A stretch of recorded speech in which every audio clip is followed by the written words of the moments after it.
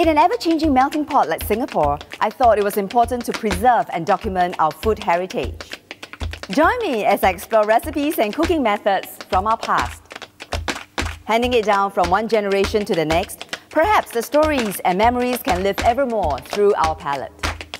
My name is Shirley, and welcome to The Grand Recipe. Food is certainly one of the most important aspects of life in Singapore.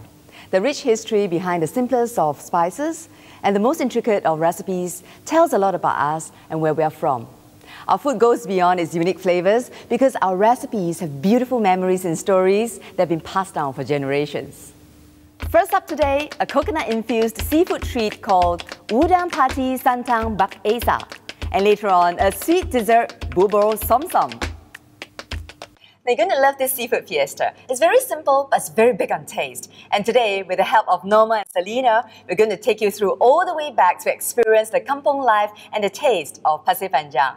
Norma, Selena, welcome to our program. Thank you for having us, Sally. And I really can't wait to share with you these heirloom recipes, which will bring me back to the memories of kampong days long time ago. Betul tak, Chu? Yes. Okay, great. Now, first, let's get down to the ingredients.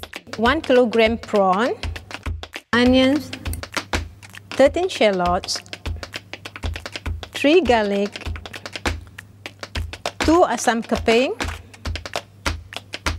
fresh turmeric, ginger, 13 red fresh chilies,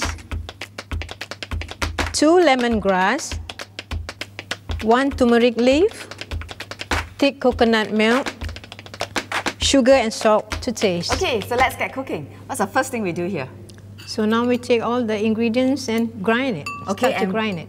The ingredients are the chili, The chilies, the onions, ginger, garlic, turmeric. Okay. Yes, now? Alright. Okay. Okay. Okay, Bit sikit-sikit by bit. dulu.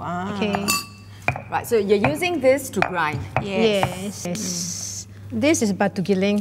I remember this one. This batu giling is older than you. Thank you. Okay, so olden times we use this kind of batu giling, but nowadays we use the modern blender to blend, right? Yes. So what's the difference between the two? Batu giling, I think when we grind, we don't use too much water. And blender, I think they use water. Yeah. Use And I less think water. I think the taste is better. I think.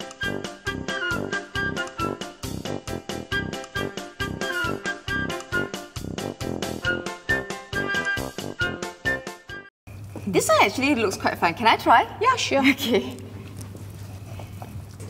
Okay, and actually we can see, right, from this, the difference is this is what we have actually blended earlier using the modern blender. You can see that there's a lot more liquid here, right? Whereas this one, you see, there's a lot more consistency here, you know, it's more fine. Yes, and also the seeds. Yeah, that's right. Brush. Here the seeds are still around because, you know, it cannot be blended. True. Right. Okay, so what's after this? So we put all in a pan.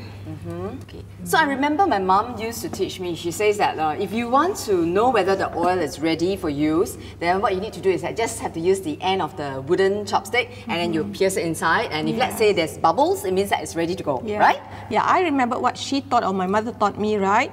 Just to check when we slice the shallots, right? So when it sizzles and float, I know it's already heat up.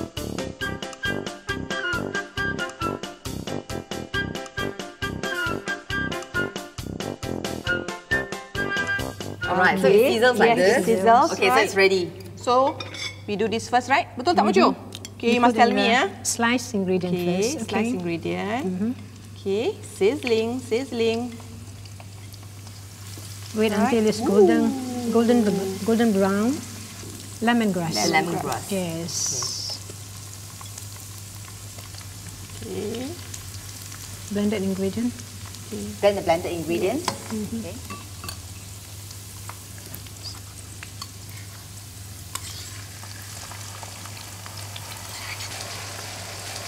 Now we put in the asam keping. Okay. Then the turmeric leaf. Yes. Together. Can you smell this? Wah, sedap. Slowly it's coming out, the aroma. Sure.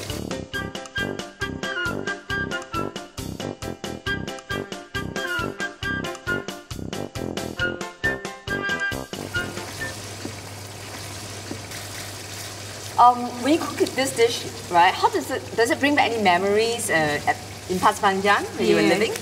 I think the fact that I'm really slaughtering and really cooking this, right, I can just recall all those fond memories growing up in Kangkong. So you all cook the dish together, the whole family? Yes. Right. Right, Mochu, the coconut, remember? We have to Yes, peel we it. have to peel it and grate it. Grate it, get the milk. So there's a lot more of this sense of togetherness, right? Yes. Now you can smell it. Now we can put in Can the you smell coconut this? milk. Right, Yeah, so so you now, can smell it. Coconut milk. Okay. So do they actually, I understand last time in the old days, they actually go and catch the fish, and does your dad or your uncle does that as well? My late grandfather used to do that. Right. I remember when I slept there during the weekend, right? He will go at night, right, for prawning or fishing, right? In the morning, he will bring back, fresh prawns. That's why I can recall this yummy dish. My grandmother would practically do it on the spot, to clean up the prawns and cook it for lunch. So they will actually go and catch the fish and the prawns and you use it and then you pluck their own coconut. So everything's yours. You don't have to buy it at all, right? Those were the days.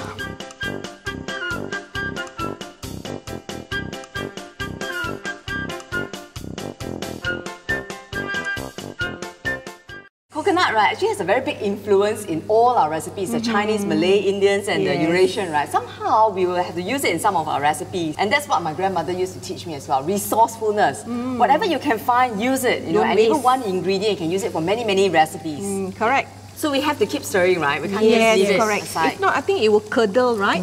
Salt. Oh, salt first. Yes. All right. Salt to taste. Yes. This is salt over. So it's only salt, no sugar. Pinch, 2 pinch. Some. I remember my mother, right? She will just campak, okay? So you can just estimate, all right? So it's up to you, right? Whether you prefer it more salty I or suppose less. nowadays you're more health conscious, right? So really got to watch out lah, your salt intake. So the prawns, you actually just remove the shell, but you actually leave the tail bit, right? Yes. Okay. And how long do you cook this? So you know when it's cooked, when the prawn turns pinkish. Pinkish. All right. And I also understand that you put sugar is also to reduce that spiciness as well. Yes. Okay, so if you are not too used to spicy food, then you may want to put a bit of sugar. Yes, a bit of sugar, correct. So it's just a fine balance between saltiness and the sweetness of the seafood. So it looks like this dish has the saltiness, has the sweetness, and spiciness. Spiciness, yes. Sounds like our life. If you want it to be more spicy, you can eat this Chili padi, yeah. I see.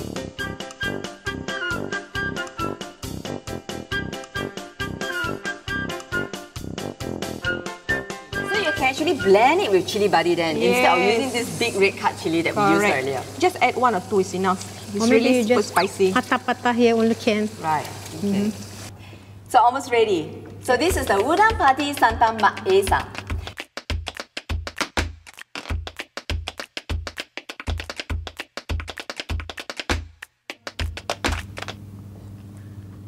How is it?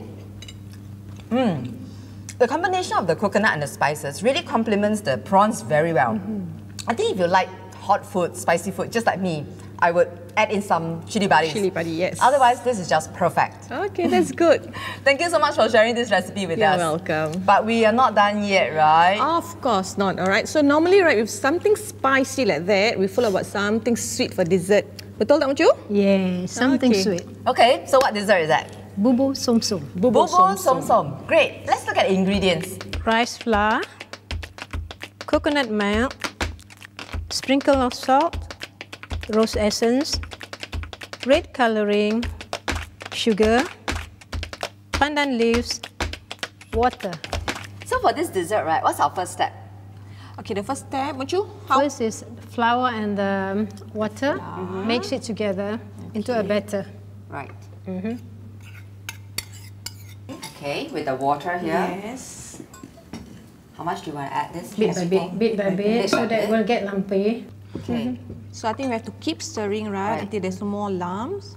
Okay. Come, let me stir. Okay. So whilst you are stirring, then we'll do something else. Yes. Yeah. So what's the next step? The coconut milk Okay. plus the water. Coconut milk. Separate bowl. And so this other water is actually from the coconut milk, right? Yes. Yeah, Yes. it's not the normal water. So this is the first round, the thickest of the Yes, milk. yes. Okay. So it's better to add them separately, right? If not, it will be too lumpy. Okay. And this also you have to keep stirring as well. Yes, you just dilute it. Yeah. Okay. Okay. So now we add this mixture to this. That one. Okay. Right? Okay. And you have to boil it. Yes. So when do you normally cook this dish? Yeah, I think I normally have fond memories of this in the kampong, right? When during our fasting month, right, we break our fast with something spicy, but before that we actually have to have something sweet. So this is really a good one to start with, yeah.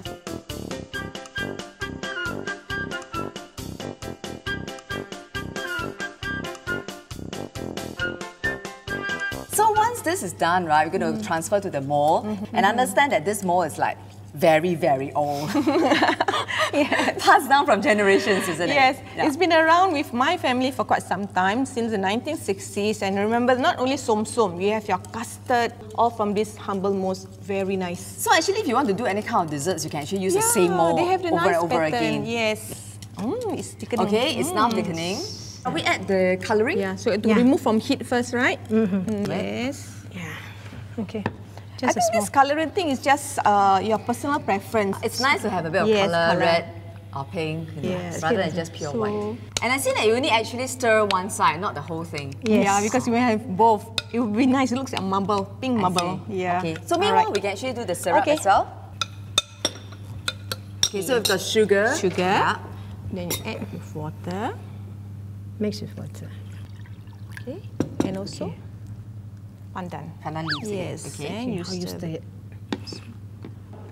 Okay, so we stir it. Yes. Until it dissolves. Right. The sugar dissolves. So we actually stir until all the sugar melts. Like actually, I think it's almost done Yes, already. almost done. Okay, and then we will scoop up the other one, put it into this mold, and then refrigerate it. Yes. Right? And it's ready. So I see Noma actually put like half the white coconut and half the pink ones. Yeah. So it adds colour. It's I think nice. it's quite flexible. I think for us younger generations, right? We can just use any colour that you like, but we just love pink. And the good thing, I suppose, with the syrup, right? This is very lemak, you know. So it just kind of balances this whole dish altogether. Looks good. And how long do we need to refrigerate it? Roughly? Half an hour? Half an hour. Half an hour. Until it So cooks. yes, until it's cool. It's really nice and refreshing. There you are. All Thank you. done. Here it is, Bubur Som Som.